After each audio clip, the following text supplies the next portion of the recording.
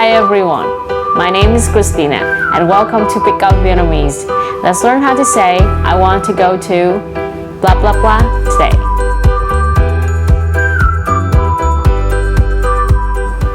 Tôi muốn đi đến and the place.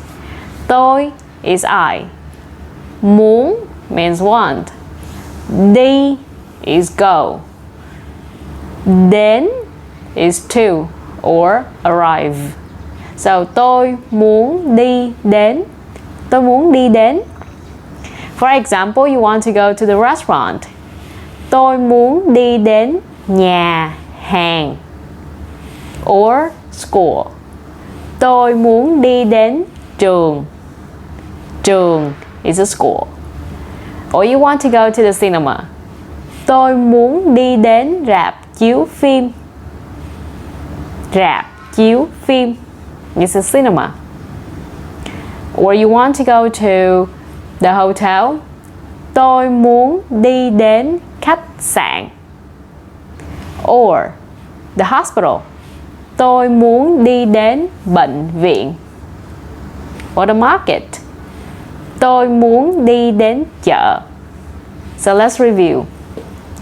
Nhà hàng is restaurant. Trường is school. Khách sạn is hotel. Nhà hàng is restaurant. Chợ is market.